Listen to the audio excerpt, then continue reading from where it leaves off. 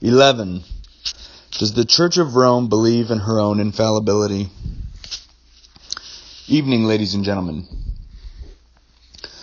I have in previous lectures sufficiently discussed the abstract question whether God has provided for us any infallible guidance.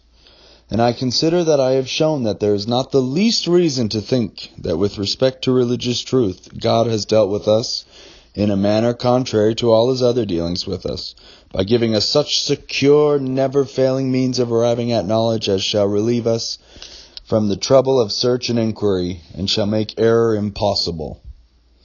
I propose now to lay before you such evidence as will show that, whether there be anywhere an infallible church or not, the Church of Rome certainly is not. You may, perhaps, think that this is a little waste of time.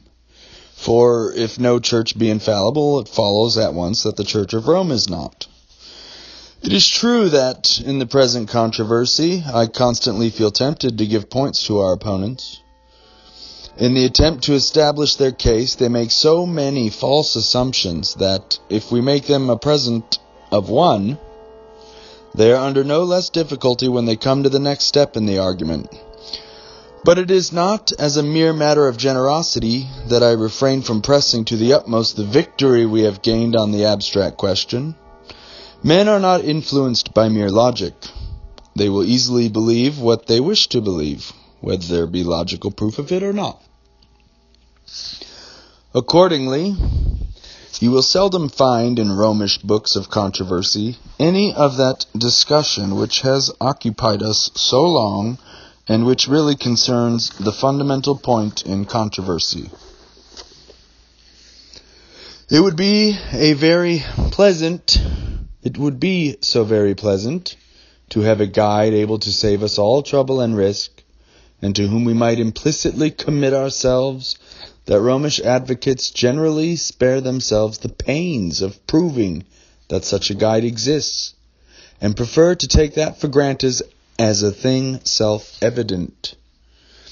The older books on controversy, assuming that there was somewhere an infallible church, and that the only question was where she was to be found, occupied much space in telling of marks or notes by which the true church could be distinguished from false pretenders. On this, much discussion on the notes of the church ensued, it being easy to show that several of the notes enumerated by Bellarmine are possessed by bodies which no one can imagine to be the true church, while it is extremely disputable whether the Church of Rome possesses those notes to which we should be willing to attribute most value. But in the actual history of perversions to Romanism, this part of the discussion has usually been skipped, and thus the proof has been simplified into: there is an infallible church somewhere, and no church but that of Rome can claim the attribute.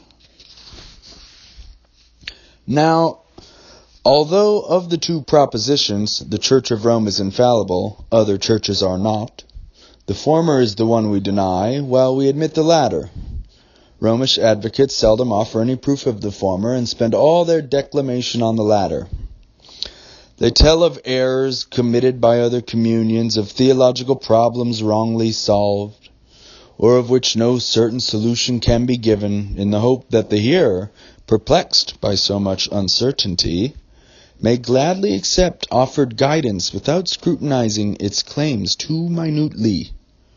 It is so natural to wish to have an infallible guide that men are found well disposed to give credence to the agreeable intelligence that such a guide exists.